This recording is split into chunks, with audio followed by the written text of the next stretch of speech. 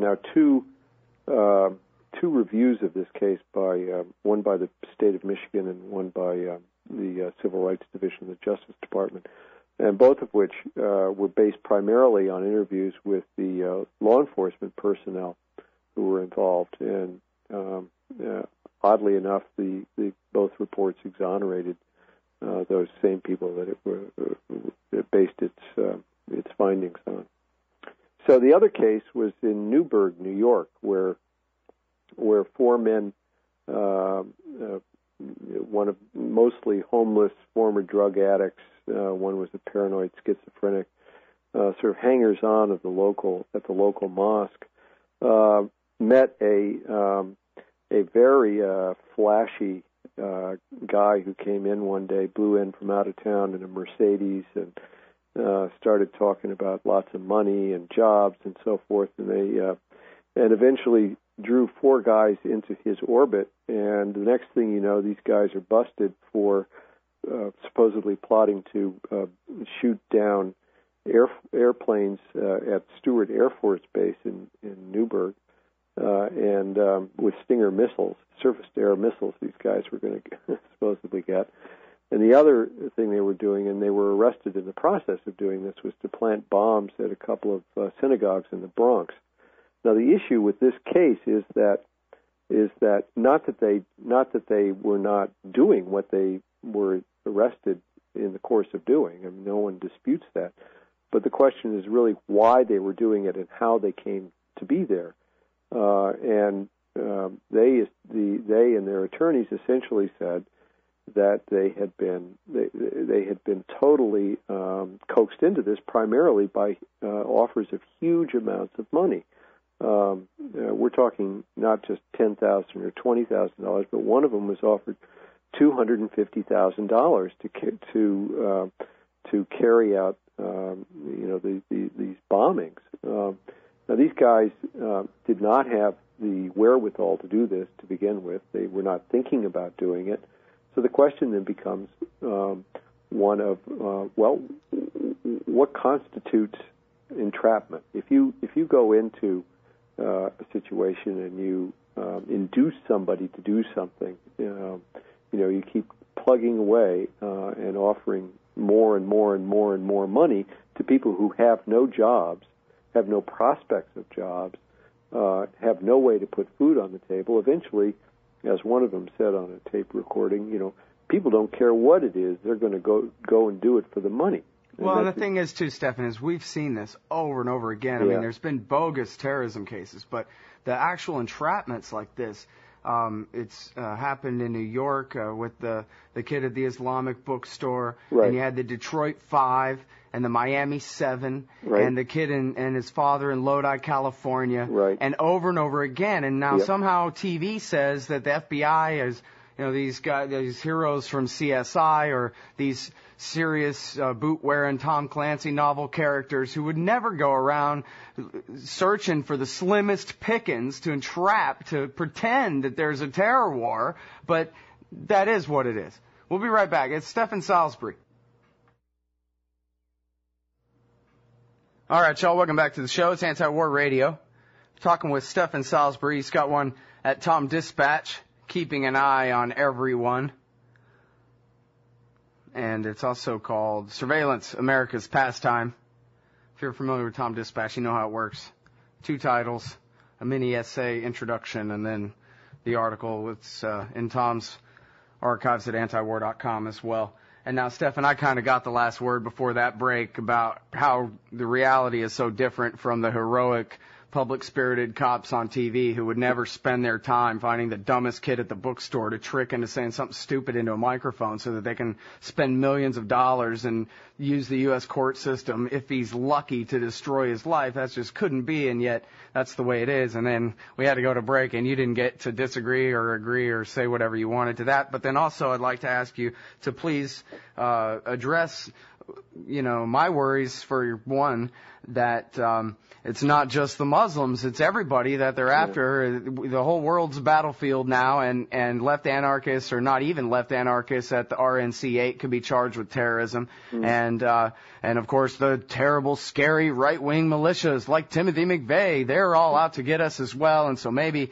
the rule of law is not adequate to take care of that problem. So there's 2 or 3 issues for you there to address. Well, the thing of it is that in the wake of 9/11, the budget and the attention that the government is giving to intelligence and so-called security issues, counterintelligence, all that whole landscape of government activity has just I hate to say it, exploded all over the place. Take one little instance.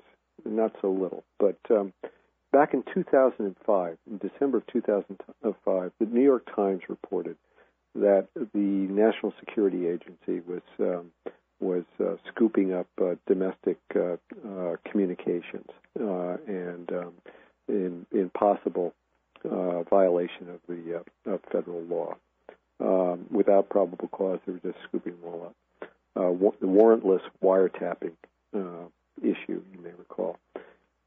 We now know that the NSA is vacuuming up about 1.6 billion electronic communications, telephone calls, emails, you name it, a day, of Americans, of American conversations, American messages, American communications of all kinds. Telexes, telegrams.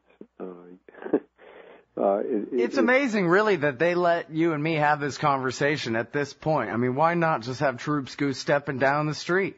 Well, I'm sure. What are they waiting for? It's all being downloaded. The fact of the matter is, though, that they've got so much information. Even though they keep going back to the well of Congress trying to get legislation to increase the amount of information that they can legally obtain, they already have so much on a regular basis that they can't see the forest for the trees. And if you look at the terrorism, the real terrorism instances that have surfaced in the last couple of years, every single one of them. Take for instance the so-called underwear bomber, the guy who was going to blow up his plane over Detroit. Here's an instance where the guy's father was so concerned about what he was planning to do, and the terrorist groups actually in Pakistan and Afghanistan that he was falling in with, that he went to the CIA station in Nairobi to warn this country that about his son. And what did they do? They just blew him off. They had the information. In fact, they put it in a database. They have so many names, so much information in all these interconnected databases that they can't find anything. Well, and there's some indications that they helped him change planes in the Netherlands. Kurt Haskell was a lawyer and an eyewitness on that plane, and he testified on this show twice and told anybody who would listen about the man in orange, but more particularly the well-dressed man who helped convince the people at the airport to go ahead and let him through, said, oh, he's a Somali refugee, we do this all the time, etc. And there's no real explanation for who these men were, but intelligence agents of somebody or another. And Brian Ross, at the tail end of a little piece for ABC News, admitted that the FBI was looking into who these men were, that they had to admit they quit smearing Kurt Haskell and basically conceded that there was something to look into there, but then it just went away. And so I hate to ever talk about that Detroit case without really bringing that up. In fact, I'll say one more thing too there, Stephan, and then I'll be quiet,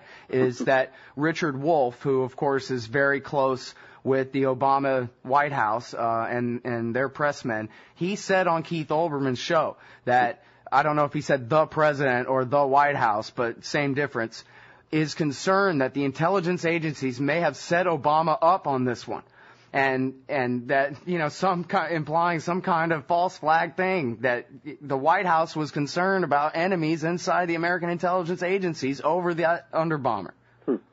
Well, I have no information about that. I know. I'm sorry. I just have to bring that up whenever that story comes up, because there's more to that we, I guess, will never know, really. Yeah. The larger point, though, is that all this information, our conversation, is being scooped up and stored, and this is part of sort of a general view of the country held by law enforcement and intelligence authorities that we're all fair game. They're quite upfront about it. You mentioned Bob Mueller a little while ago, the current FBI director. Right after 9/11, he was saying that essentially that the whole landscape of American life is fair game. He's saying that he's saying there's a continuum. I even wrote a little bit about this in the piece you referenced earlier. There's a continuum between those people who are express dissent and those who might do something, might commit a terrorist attack, and they've got to decide where to intervene. Well, early on, the policy of the government was prevention. So when you combine those two ideas,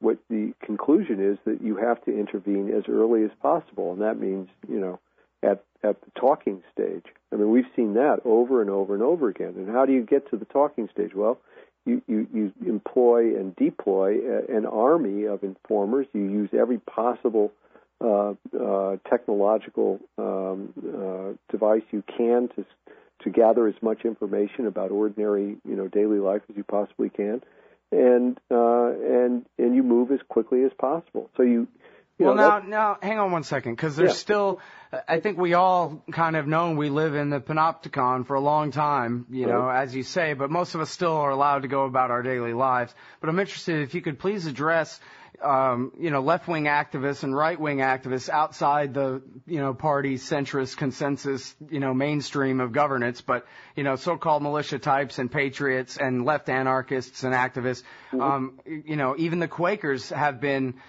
infiltrated and so forth, but we haven't seen mass roundups of Quakers or hard persecutions of them. But there have been, there were just those raids on those peace activists in Minneapolis. Right, Minneapolis and Chicago. So can we really expect more of that, the kind of treatment that Muslims have gotten since 9/11? This is now for anybody who's politically active outside of the party mainstream? Well, I think that you have to look at not right this moment, but go back about 6 years or so to the onset of the Iraq War, when you had really kind of burgeoning political activism, people going to the streets to protest involvement or possible involvement in that war. That's when you began to see more and more and more of this stuff surfacing outside of the Muslim communities. You saw it you saw it all over the place. I wrote about the shootings of demonstrators outside of the port of Oakland. And then you saw government FBI agents interrogating people right before the 2004 Republican convention. All that stuff's related to the level of political unrest within the country. You see more unrest, you're going to see more of this stuff because they've got the infrastructure is all there and ready to go at any time. It seems like now the rule of law is off. Most of the pretense is gone, as you're saying. The Fourth Amendment, for example, forget about it. They're downloading everything about us all day and night.